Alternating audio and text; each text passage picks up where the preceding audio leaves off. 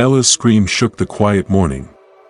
Her mother rushed in with a wrapper barely tied, only to stop at the door, her hands flying to her mouth.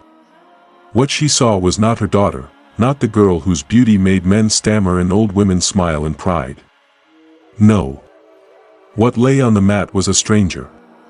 Skin wrinkled like old leather. Eyes sunken.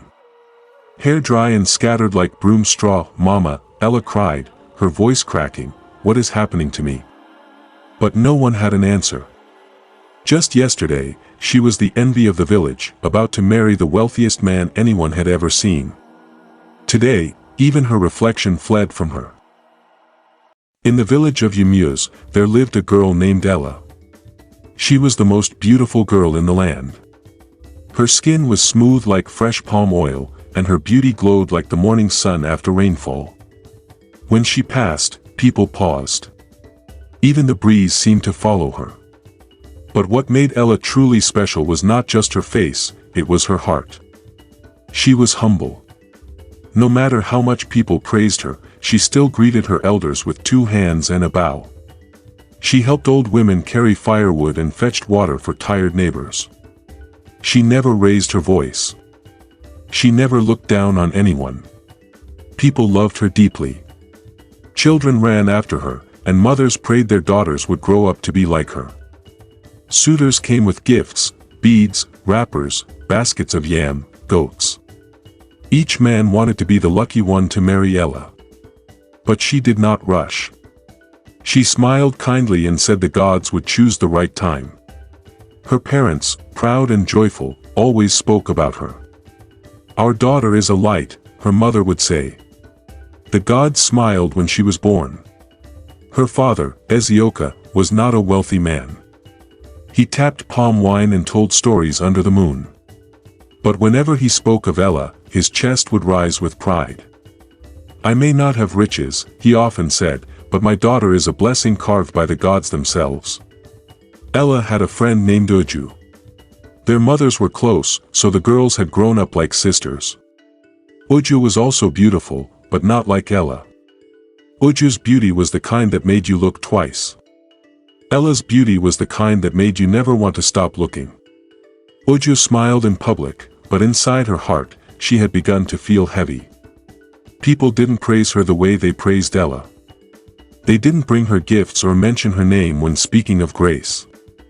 She began to wonder, what does Ella have that I don't? Is it not the same eyes, the same legs, the same skin? Then one day, Uju saw a man in the village market. He was very handsome and looked wealthy. From the way he dressed and walked, she knew he was not like the others. She quickly made up her mind, this man must be mine. She rushed home to tell Ella about the man she had seen. Uju had not stopped thinking about the handsome, wealthy man she had seen in the village market. His wrapper was neat and rich-looking. His sandals were clean. His chest was broad and his smile quiet. She watched him from behind the okra seller's table and told herself, this is the one. He must be mine. That evening, she ran to Ella's compound. She couldn't hold it in. "Ella," she called, laughing as she entered. "You won't believe who I saw in the market today." Ah! This man looked like a prince. So handsome, so fresh. You should have seen the way he walked.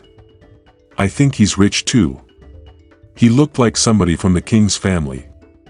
Ella only smiled her calm smile and said, "I'm happy for you, Uju. Maybe he's the one." Uju grinned and nodded.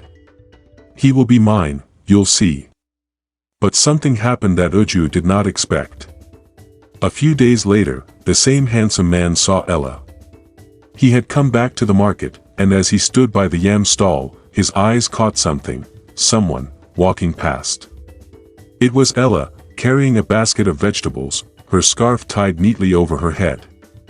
She didn't notice him. But he couldn't take his eyes off her. He asked the traders, "Who is that girl?" They told him, "That is Ella, daughter of Ezioka. She's a good girl. Very respectful. Very loved." The man asked more questions. He heard how people adored her, how she helped the elderly and treated everyone with kindness. His heart was already made up. The next day, he approached Ella directly. He spoke with respect and clear intentions. "I wish to marry you," he said. "I've asked about you, and I believe you're the one I've been looking for." Ella looked at him gently. She did not know he was the same man Uju had spoken about. She simply replied, "If you are serious, go and speak to my parents." The man smiled, nodded, and promised to return. And just like that, he left. Ella thought nothing more of it. But far away, when Uju heard that Ella had accepted a suitor, and that it was the same man she had dreamed of, something deep in her heart cracked. She was angry. Yet again, Ella takes it all, she thought bitterly, but she didn't say what she was thinking. She just smiled and said, "That's wonderful. I'm happy for her." But inside her, hatred was slowly waking up. The village of Umueze buzzed with excitement. Word had spread fast, Ella was getting married. And not just to any man. To the same handsome, wealthy stranger who had recently passed through the market and turned many heads. People said his name was Obinna. He was not only rich, but also respectful and calm. "Ah, Ella is lucky," they said. "And so is he. That girl will bring peace to his home." Ella's parents were overjoyed. Her mother brought out her best wrapper and began planning the marriage rites. Her father told his friends proudly, "Did I not say it? My daughter is the kind that brings kings to your doorstep." But while everyone celebrated, Uju's heart burned like firewood. She said nothing. Not a word to anyone about the truth, that Obinna was the same man she had told Ella about. The same man she had wanted for herself. Each time Ella spoke about her upcoming marriage, Uju smiled and nodded. She helped Ella try on beads and laughed when she tripped over wrappers. "Ah, you will make a fine bride," she said sweetly. But every smile she gave was hollow. Every laugh, dry. When she returned home, her face changed. She would sit in the dark and whisper, "Why must it always be Ella? What does she have that I don't?" The anger grew like a storm inside her chest. She couldn't sleep. She couldn't eat. She watched as the days moved closer to the wedding, and the sound of drums and laughter filled the air. Then one night, while everyone else in the village was preparing for celebration, Uju made a decision. She went to the edge of the forest, to a place where most people dared not go after dark. There, deep in the shadows, lived a man feared by many, a herbalist known not just for healing, but for other, darker things. Uju entered the hut with shaking hands but a firm heart. She looked the herbalist in the eye and said, "I want you to take her beauty.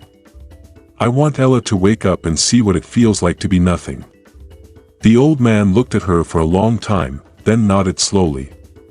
"It can be done," he said. "But you must follow my instructions carefully." Uju didn't hesitate. "Tell me what to do." 2 weeks before the wedding, Uju began her wicked plan. The herbalist had given her a small black calabash. Inside it was a powder as fine as ash and as dark as charcoal. When she eats it, the old man said, she will wake up with a face that no one will recognize. Her beauty will rot like fruit left in the sun. Uju carried the calabash home, her hands trembling but her heart firm.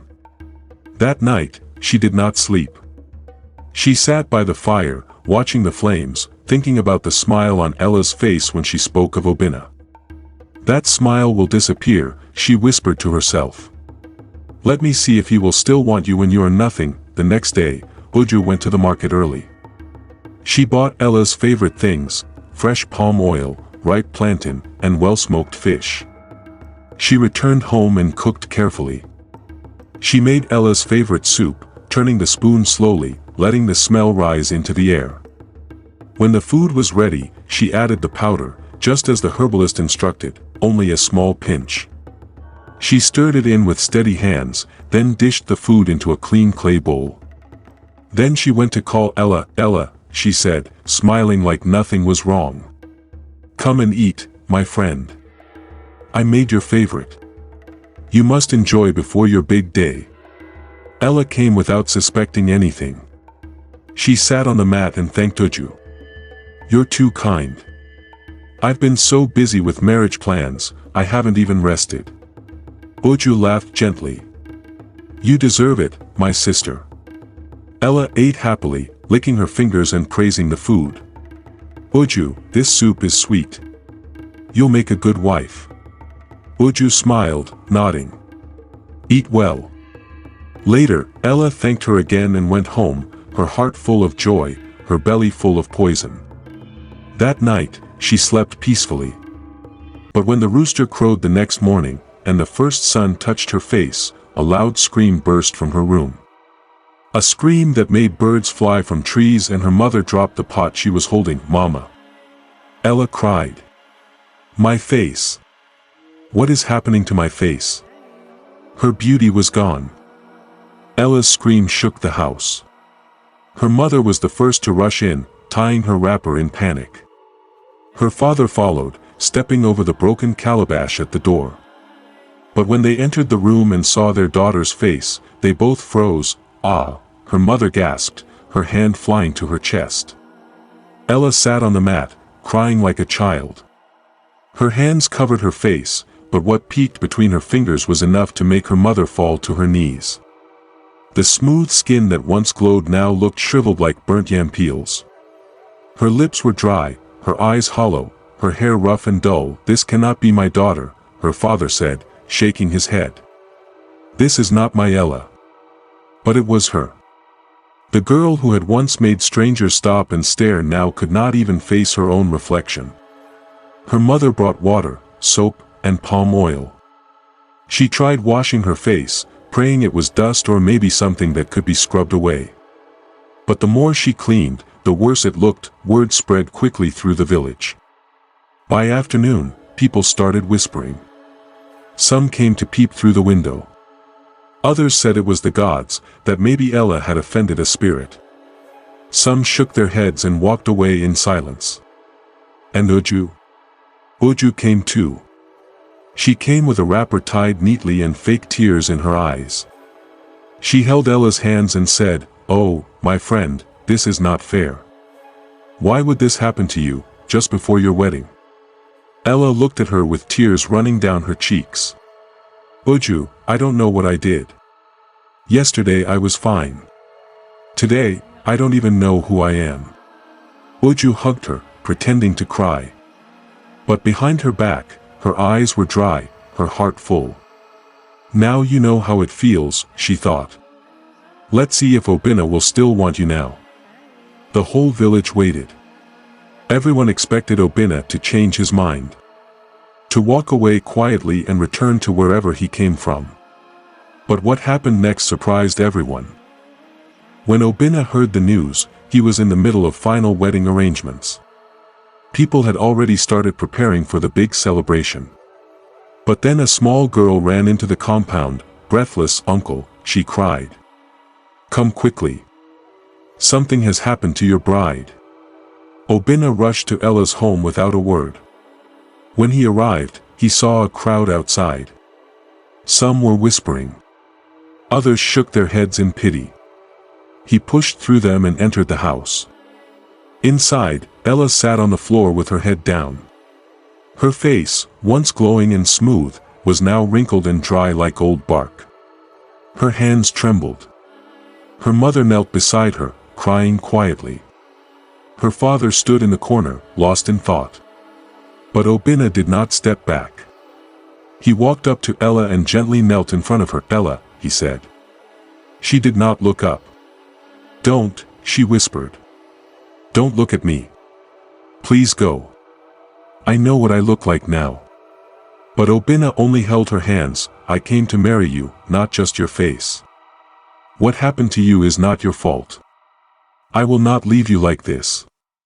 Everyone thought he would walk away, like most men would. But instead, Obinna began asking questions. He went from compound to compound, searching for answers. Most people were afraid to speak. But one old woman finally told him of a powerful herbalist who lived far beyond the river, past 3 villages. Obinna did not delay. He left the next morning before sunrise, carrying only water, food, and hope. He walked for days, through forest paths and across rivers, asking anyone he met for directions. At last, he found the herbalist's hut, a small, quiet place surrounded by thick trees and silence. The old herbalist listened to his story and nodded slowly. "Yes," he said. "What has been done to your bride was not born of sickness. It was done by jealous hands. But it can be undone." He went inside and returned with a small calabash of white powder. "Give this to her," he said. "Let her mix it with warm water and drink it before the sun rises." Obinna took it with both hands and thanked him. But as he turned to go, the herbalist spoke again. "Warn your bride," he said, his voice low. "Evil is still near her. It has not finished its work." Obinna returned to Umueze just before dusk.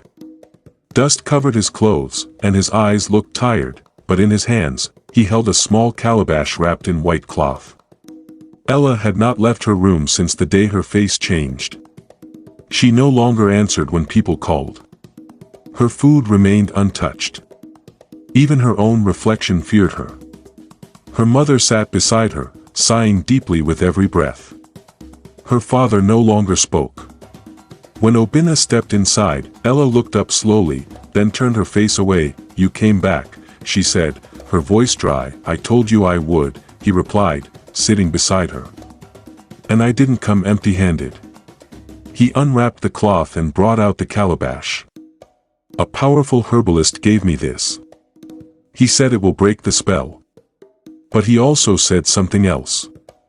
He paused, then looked her in the eyes. "He said you must be careful. Evil is still close to you." Ella nodded slowly. "I understand." Her mother boiled water as Obinna instructed. They mixed the powder into a small clay cup. The liquid turned pale and smoky, like morning mist. Ella took it in both hands, whispered a short prayer, and drank it in one long gulp. Everyone waited. Nothing happened at first. But as the sky darkened and the moon began to rise, a warm wind passed through the room. Ella's eyes fluttered. She held her head, as if dizzy. Then her skin began to change. The roughness faded. The wrinkles softened. Her face, once stolen by wickedness, slowly returned, smooth, gentle, glowing. Her mother gasped. Her father fell to his knees and began to thank the gods. Ella looked at Obinna, her hands trembling. "You came back for me." He smiled. "I never left." Outside, neighbors had gathered, expecting to hear more cries. But instead, they heard laughter, soft at first, then louder, full of joy. The story of Ella's return spread like wildfire. The village of Umueze had never seen a celebration like it. When the news spread that Ella's beauty had returned, people came running, from nearby huts, from across the stream, even from far-off compounds. They stood in her compound, staring at her as if they were seeing a miracle. "She's back," one woman whispered. "No," said another, "she never left. It was evil that tried to hide her." Ella stood in the doorway, wrapped in her mother's best white wrapper, her face calm, her eyes shining like wet stones under sunlight. But though she smiled, her heart remained quiet. She hadn't forgotten what had happened. She hadn't forgotten how quickly the world turned from her when her beauty disappeared. But now, they had returned. With gifts. With songs. With praise. Uju was among them too. She hugged Ella tightly. "I told you everything would be fine," she said sweetly. "You're glowing again, my friend." Ella looked at her and nodded. Yes, the gods were kind. Obinna and his family came that same evening with wine, cloth, and goats. The drums started before nightfall. The dancers spun dust into the air, and the fires crackled with joy. The elders poured libation. The women sang. And Obinna stood before Ella with pride in his eyes and said, "Let everyone see, this is my bride. I chose her, and I will keep choosing her." The marriage rites were done the next day. The whole village followed them to where Obina's people waited. Ella walked with her head held high. Not just beautiful, but stronger now, wiser. She had faced shame, and come out brighter. But that night, as the celebration ended and the last drum fell silent, Ella sat quietly by the window. She remembered the herbalist's warning, evil is still close to her. She didn't know who had done it. She didn't know how or why. One day, the truth would rise. But for now, her joy was whole. Her beauty had returned. Her husband had stood by her. And her story was far from over.